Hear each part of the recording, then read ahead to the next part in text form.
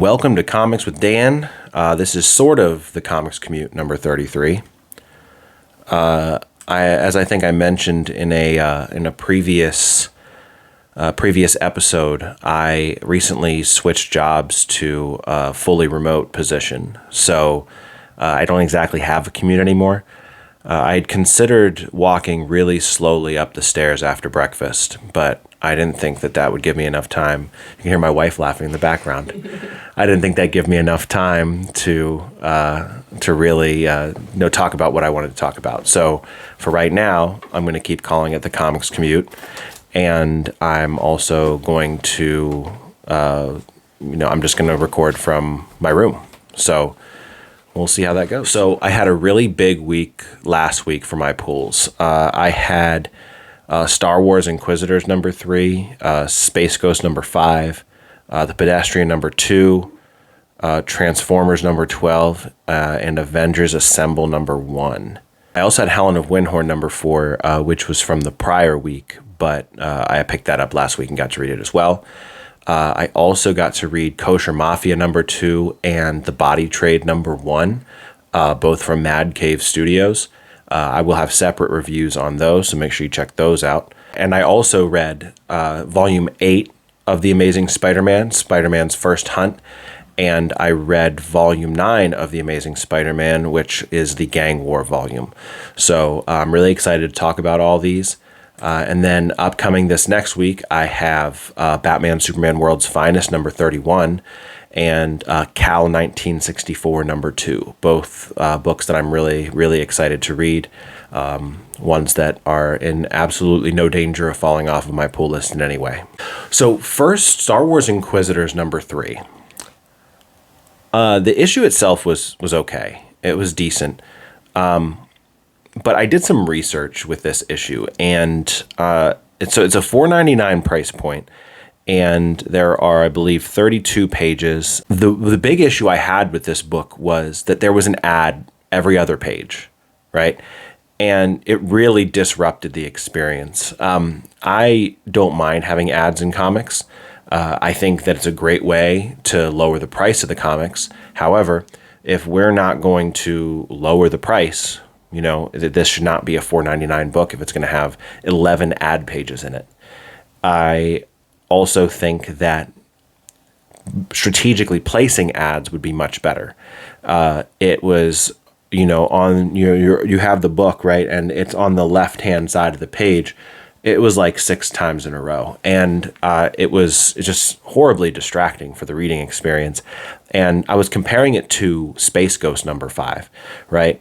Which Marvel is an infinitely bigger company than Dynamite is, but Dynamite has $4.99 for Space Ghost number 5, which truthfully is a better story, but regardless, the cover quality is better, the ads are more strategically placed, and there's less ads. So in Space Ghost, the few ads that there were, you open it and it's a 2-page spread of the ads, which gives you a pause break from the story, but then you're right back into it, and there's a few more pages without any interruptions, and then you get another one, and that only happens 3 times, right? 11 ad pages in Star Wars Inquisitors number 3. It was just crazy. It was so crazy that I could hardly enjoy the story because there was just so much of it, right? And it was too much. Now, to actually talk about the story a bit, I did enjoy it. It was good. It wasn't anything that blew me away. But again, I did feel just incredibly, disheartened by having to read with an ad popping up after every single page. It was just crazy. Space Ghost number 5. I have a separate review for that, which I'll put a video card here. It was a great book. The second half of the Zorak arc, the little 2-parter that David Pepos put together, it was just a really great ending. I'm really liking Space Ghost. I don't know if it's quite reached the level of love that I have for the original DC series quite yet, but I could totally see it happening, the further that we build into this, because it's been really great so far. I read The Pedestrian #2, which is another one that I have another review for, so I'll post that video card here. This was somehow almost as good as the first issue, which was crazy. It's just this premise is so odd and strange. You think this is going to be parody. It's not going to be serious at all. It's going to be kind of a throwaway book where you get a couple laughs and then you never read it again. This is a quality story, right? And Joey Esposito puts together this monologue, this sort of inner monologue for the crossing guard that is just, it's fantastic. I mean, it talks about her being able to stop the little evils of the world because, someone like her can't stop the big evils, but she can do everything she can to stop little things that are bad from happening. So she drives someone home that is trying to get in their car while they're drunk. She helps in the last issue, she helped save those kids. It's just such a great issue. Even after reading the first issue, which we got some of that like actually good story out of a book that seems like it would be parody. I don't know that I expected this level of quality and heart from this book, but I was surprised again.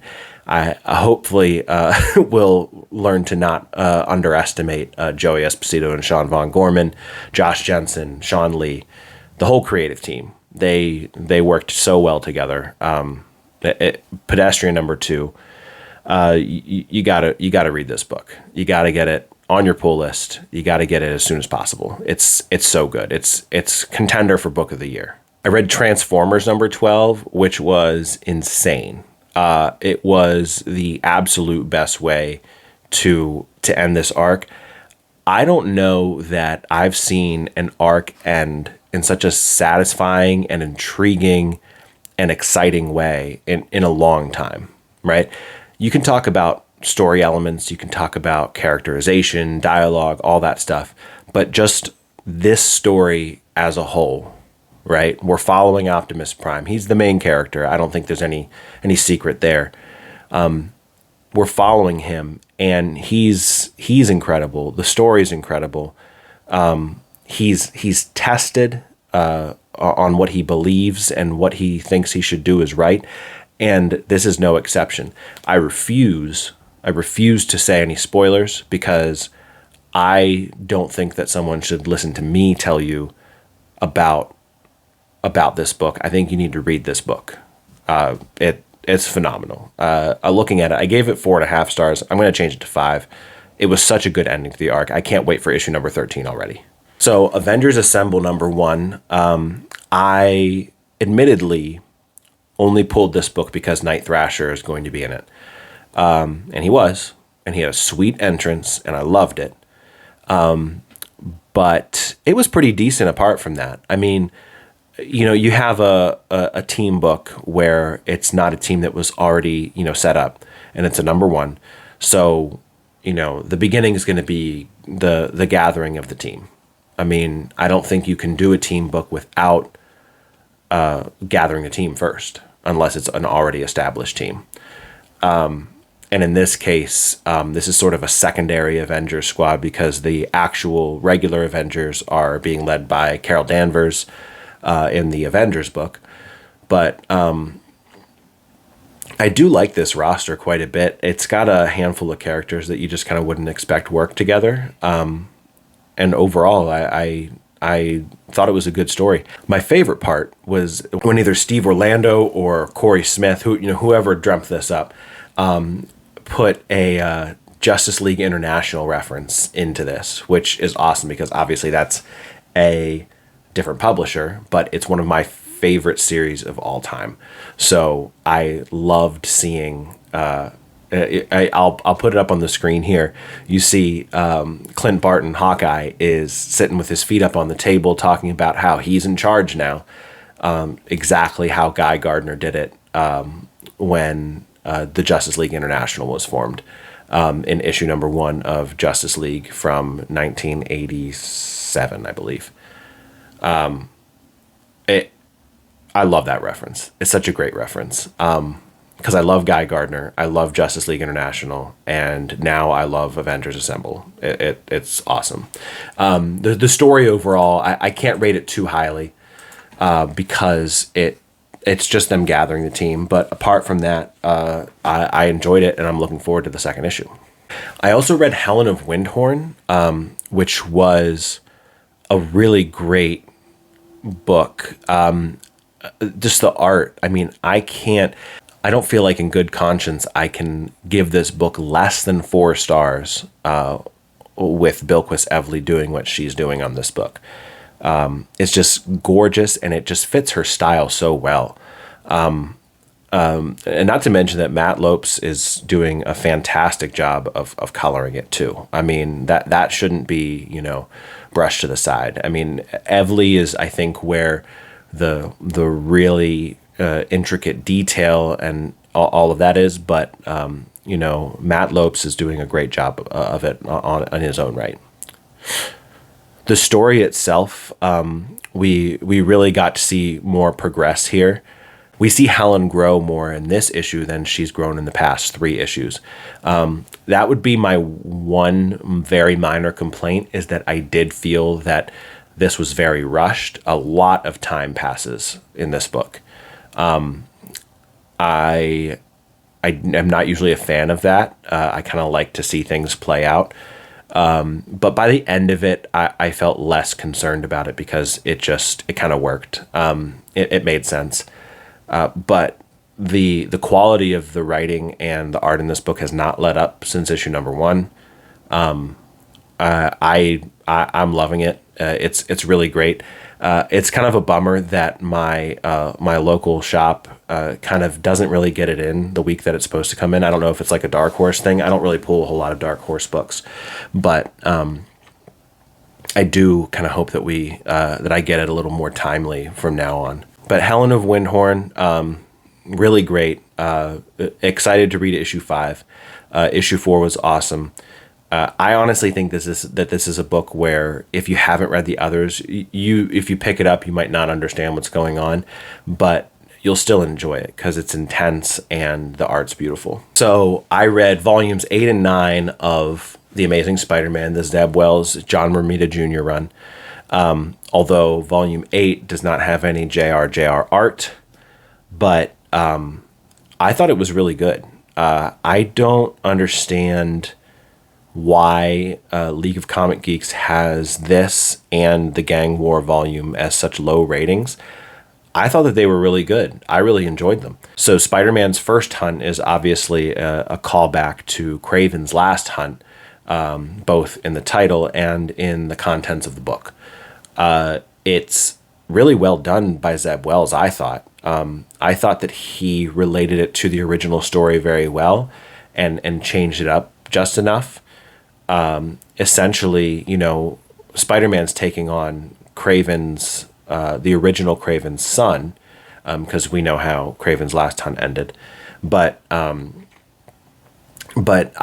thought that, Spidey getting sort of infected with the Goblin's sins was a really great twist.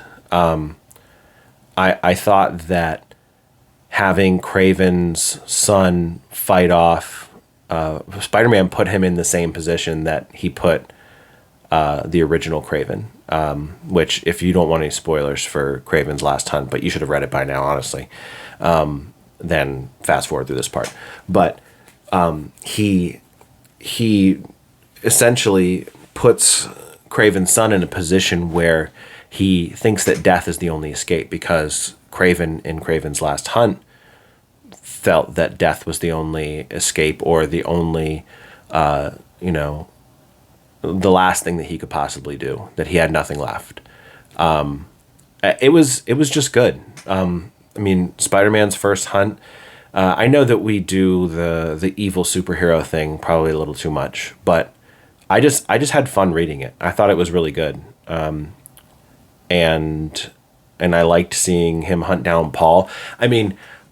Paul haters should really like this book because Spidey's going after Paul. Then it makes Paul seem like a good guy, which I know Spidey fans hate, but I don't know. I don't hate Paul. I think he's fine. Maybe that's just me. So, Amazing Spider-Man Volume 9 Gang War. I still just have a little bit of trouble with JR's art. There's something about his faces that just seem off to me. But every time I read a JR book, I get surprised by how great the action is. He is really, really dynamic. His faces are strange. There's no doubt about that. They have not. His faces have not aged well. But his art is still so dynamic. The fight scenes in this book and the action scenes are phenomenal. But on top of that, I really liked the whole gang war setup and kind of, having to put all these different fires out. I'm in the process of reading the Miles Morales tie-ins, so I'll see how much I like that. But the main book, I thought that gang war was really good. So anyone that tells you that it's not, maybe it won't be for you, but I don't know. I thought it was good. I don't understand the hate for it. This has 1.2 stars on League of Comic Geeks, and I gave it 4. I don't know. I mean, definitely don't skip it because someone says it's bad. Give it a shot. If you don't like it, you don't like it. I knew after the gang war first strike that I was going to like it. So if you read the first issue and you don't like it, then drop it. Don't read it anymore. But definitely give it a shot because I thought it was really good. So fairly small week this week. I only have 2 pulls. I have Batman Superman World's Finest number 31 and C.O.W.L 1964 number 2.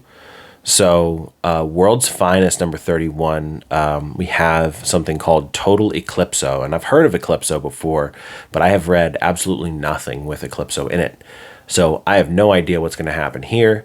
Dan Moore is off the book, which is sad, but I have faith that Mark Waid's going to continue it, and I believe that the artist's name, Adrian Gutierrez, I think that he'll do a great job.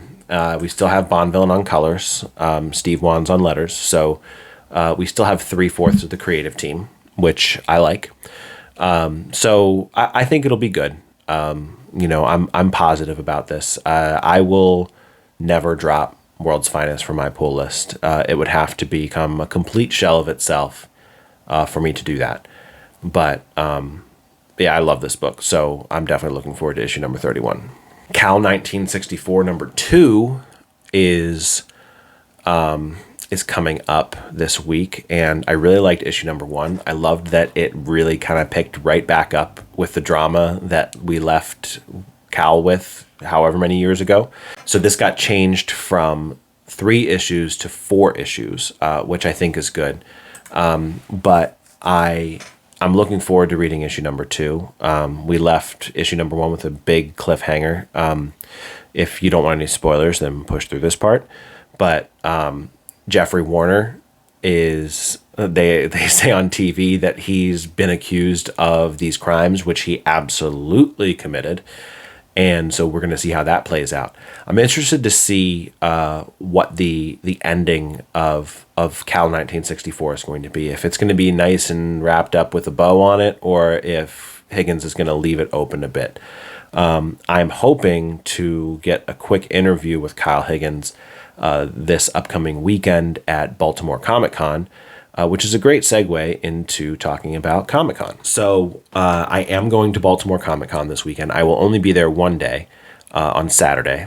So if you recognize me through some miracle of seeing me on my videos, then make sure you come say hello. I will be going around and talking to people. I will be interviewing creators and just trying to see all the cool stuff I can find, visiting panels to kind of report on what's happening there. So I will try to kind of post some things as I go over the weekend. So make sure you turn on the notifications for my channel to make sure that you don't miss anything. I am hoping to report on a bunch of the different panels. I'm hoping to talk to a handful of creators as well, and talk to some of the people that are going to the Comic-Con, and hopefully, find some cool books, show you guys what I find. Maybe I'll do some live streaming, so make sure you keep an eye out for that. And it should be a good time. So I'm really excited for it. It's my first Comic-Con, so we'll see how that goes. I believe that that's all I have. This was obviously a strange commute. I'm still trying to work out what the future of the comics commute is going to look like, but I appreciate every single view in the meantime. So make sure you like the video, make sure that you subscribe, check out my other videos here, and thank you for watching.